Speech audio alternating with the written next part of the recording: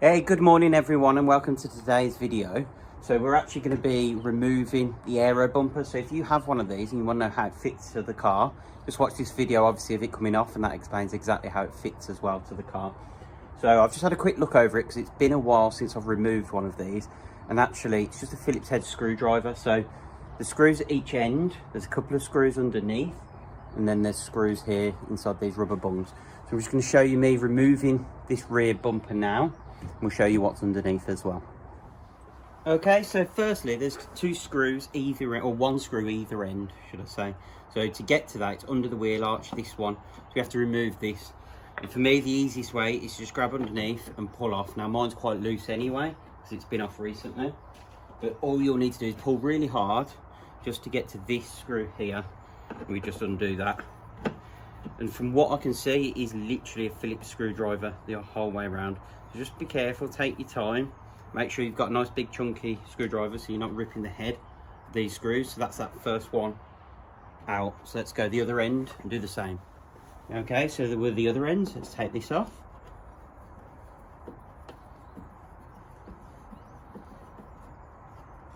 So that's two off. Okay, if we now go to the center of the bumper, go down and underneath, you can see we've got one screw here and one screw here.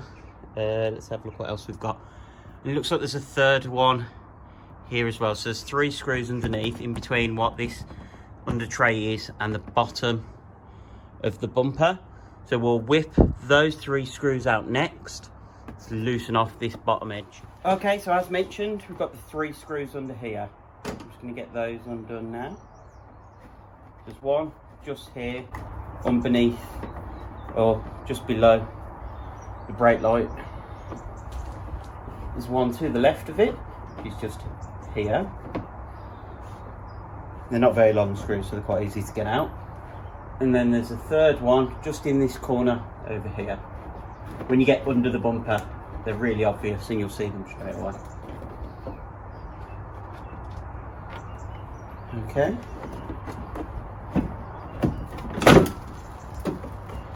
Right, so once that plastic under tray is out, there is a bolt just here. So I will bring the camera down in and show you me removing that bolt as well. Okay, so we're going to go under the car now, and we're looking about here on the underside. So if we come under, you'll see behind this plastic that's now dropped down because we've undone those three screws, there is this screw or bolt just here. So that's an 8mm bolt. There's only one of them underneath, so we'll get that undone. Okay, so to show you, we're just going to undo that bolt. That's that bracket off. So the bottom, part of that bumper is now loose. So we've got our Phillips head there and on the other side, so we'll just do that next. Okay, so in here next we've got a Phillips head screw literally inside this rubber bung. So again, just take your time and get that undone. Okay, so that's one off, so that's what it looks like.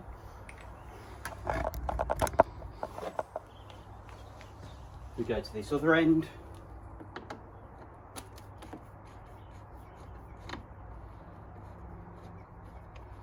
So this bumper should be nearly ready to come off now.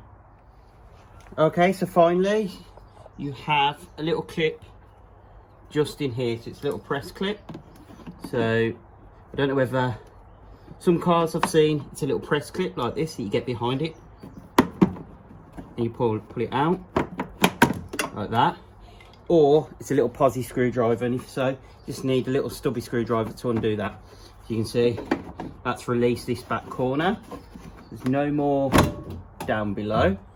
So let's go to the other end, remove the same clip, and then off the bumper comes. Okay, so again, you either come in with your stubby screwdriver or your trim removal tool and pop that clip out. And that's that bumper now loose. Okay, so you got the two end screws out, the two in the arches, two up here, three on the under tray and the bolt. It should pull away from the car. Now we do have parking sensors on this bumper, and we do have a brake light, so there's going to be clips, just little pressing clips that we need to undo We take it away from the car. So let's take the weight of it. Yeah, and we've got little, and I'll show you these once they're undone. They're a bit tough. So I just undo the bulbs. That's easier. Then the reverse sensors. So let's just pop it up here to take the weight a second, so we can get a bit higher. And I'll wiggle those off and show you the back of the bumper, so you know how to remove them yourself. Okay, so if we see the back of that bumper, we've got the 4 reversing sensors. Now, if your car doesn't have reversing sensors, obviously you won't have that. You'll just have this to disconnect. And all I did for ease was to just twist the bulb holder out. With the parking sensors, it's a case of squeezing that down and pulling that off. So you can see that's the rear bumper now removed from the car. So the Cooper S bumper is very similar. So if you've got to remove that, you can probably follow these instructions and get that off. But that's how to remove this, which, yeah, just in the mini stamp down there is a genuine mini JCW part. So that's nice to see because there's lots of replicas floating about. So that's a genuine rear bumper with no damage, which is very rare to see. So that'll be going up for sale on the Instagram page, linked down below, if anyone wants to purchase that in the UK for collection. Now, if you found today's video useful, please hit that thumbs up button, subscribe and hit the notification bell so you get alerts every time we upload new content for the R50. We've also got the F56 over there, the BRZ and Paceman, so lots of content going live very soon. So thanks for watching, and we'll see you in the next video.